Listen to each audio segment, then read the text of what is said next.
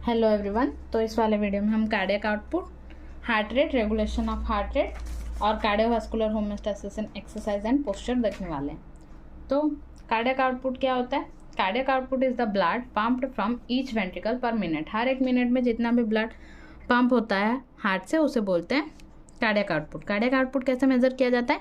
Stroke volume into heart rate. Stroke volume क्या होता है? It is the volume of blood ejected out by each ventricle during each beat. हर एक beat से जितना blood eject होता है हर वेंट्रिकल से उसे बोलते हैं stroke volume.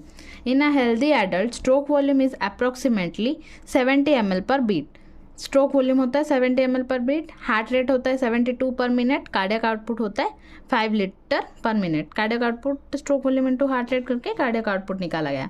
Liver receives 30% of blood pumped by heart. Heart से जितना भी ब्लड पंप होता है लिवर उसका 30% रिसीव करता है। Heart receives least amount of blood 5%। Heart 5% blood receive करता है। कार्डियक रिजर्व क्या होता है? Maximum amount of blood that can be pumped out of the heart above the normal value. Normal value से जितना भी ज़्यादा ब्लड पंप हो सकता है उसे बोलते हैं कार्डियक रिजर्व। और इन सब के वजह से increases cardiac output. Cardiac output कैसे इंक्रीज होता है? एज के अनुसार ओल्डर एज में कार्डियक आउटपुट इंक्रीज होता है। इमोशनल कंडीशन में कार्डियक आउटपुट इंक्रीज होता है। एक्सरसाइज में भी इंक्रीज होता है। हाई एल्टीट्यूड में क्यों? हाई एल्टीट्यूड में जाने की वजह से एड्रेनालिन रिलीज होता है। एड्रेनालिन रिलीज होने से हार्ट रेट इंक्रीज होता है और कार्डियक आउटपुट भी रिलीज होता है। प्रेगनेंसी में भी, उसके बाद फेवर में भी।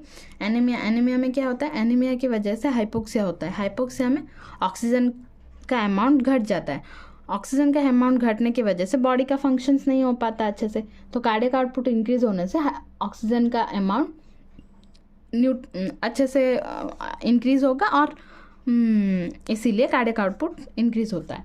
उसके बाद हाइपरथायरॉयडिज्म में क्या होता है? बेसल मेटाबॉलिक रेट इंक्रीज हो जाता है। बेसल मेटाबॉलिक रेट इंक्रीज होने की वजह से कार्डियक आउटपुट इंक्रीज हो जाता है। हाइपोथायरॉयडिज्म में क्या होता है?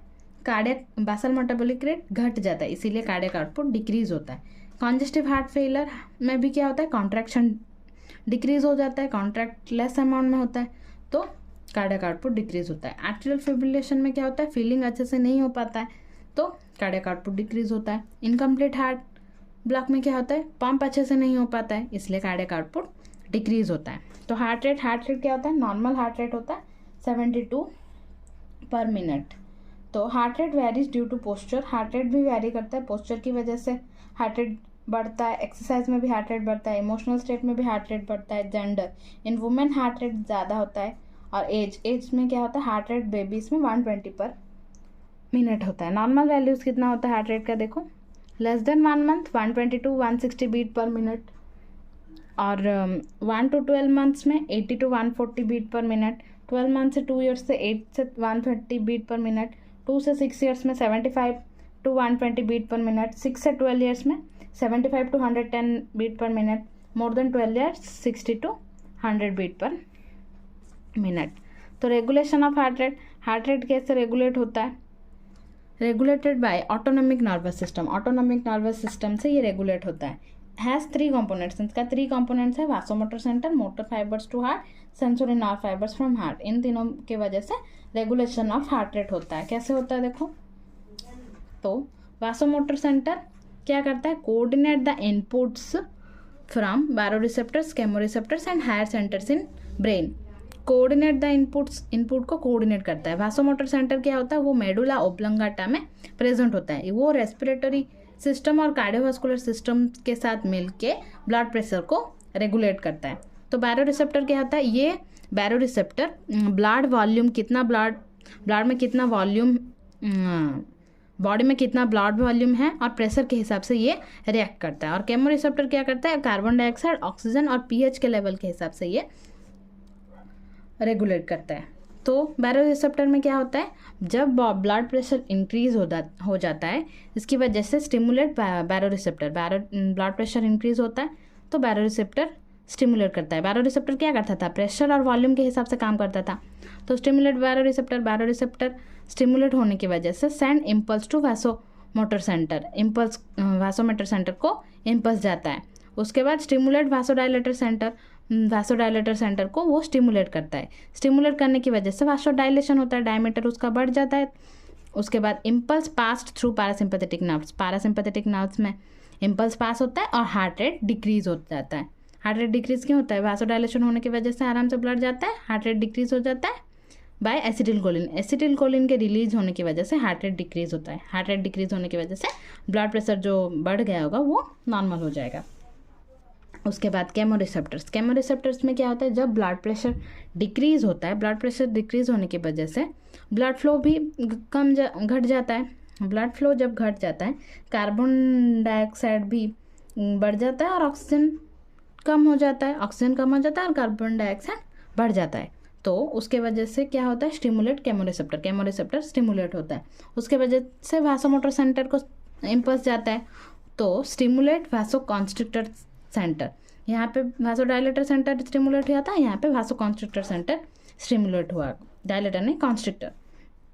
तो impulse passed through sympathetic nerve fibres, sympathetic nerve fibres के थ्रू इम्पल्स पास होता है, वासोडाइलेशन होता है, वासोकॉन्स्ट्रिक्शन होता है और हार्ट रेट इंक्रीज होता है। हार्ट रेट इंक्रीज होता है किसकी वजह से? रिलीज ऑफ एड्रेनालिन, एड्रेनालिन के रिलीज होने की वजह से हार्ट रेट इंक्रीज होता है।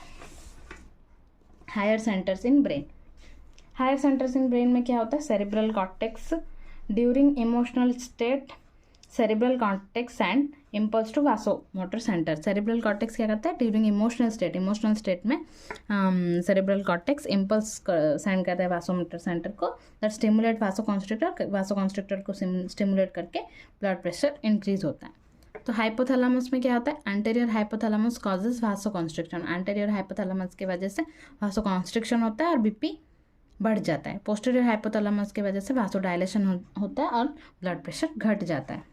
तो मोटर फाइबर्स टू हार्ट क्या करते हैं?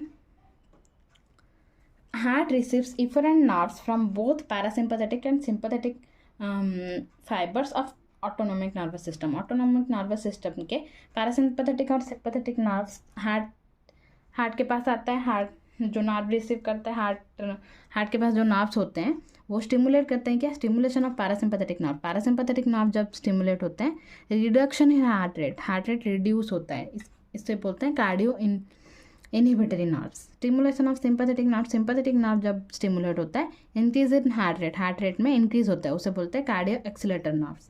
Sensory nerve fibres from heart, heart से जो सेंसरी नर्व्स जाते हैं वो क्या करते हैं? Carry sensation of stretch and pain from the heart to brain, heart से ब्रेन को सेंसेशन कैरी करते हैं। ये मोटर फाइबर्स क्या करते थे? हार्ट को पहुंचाते थे। सेंसरी नर्व फाइबर्स क्या करते हैं? हार्ट से ब्रेन को पहुंचाते हैं। क्या?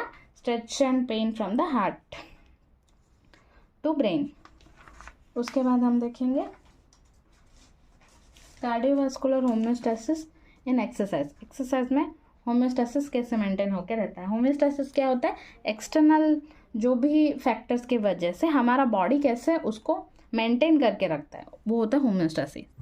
तो एक्सरसाइज में क्या होता है? The cardiovascular system undergo various adjustment in response to the intensity and duration of exercise. Intensity और ड्यूरेशन ऑफ एक्सरसाइज के हिसाब से हमारा कार्डियोवास्कुलर सेंटर बहुत सारे एडजस्टमेंट करता है ताकि हमारा बॉडी अच्छे से मेंटेन होकर स्टेबल होकर रह सके। तो द हार्ट रेट इंक्रीज होता है in moderate exercise 180 beats per minute.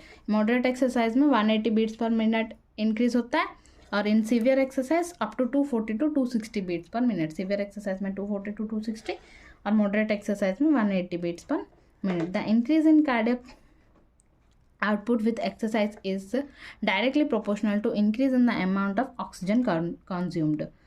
Increase in cardiac output exercise में जितना भी कार्डियक आउटपुट इंक्रीज होता है वो डायरेक्टली प्रोपोर्शनल है increase in the amount of oxygen consumed. जितना भी हमने ऑक्सीजन कंज्यूम किया है उसके हिसाब से कार्डियक आउटपुट डायरेक्टली प्रोपोर्शनल होता है। Cardiac output can be up to 20 litre per minute in moderate exercise. Moderate exercise में वो 20 लीटर पर मिनट हो सकता है और सीवियर एक्सरसाइज में 35 litre per minute. Due to increase in stroke volume and heart rate the cardiac output increases. Exercise में क्या होता है? स्ट्रोक वॉल्यूम और हार्ट रेट इंक्रीज होता है, इसकी वजह से कार्डियक आउटपुट भी इंक्रीज हो जाता है।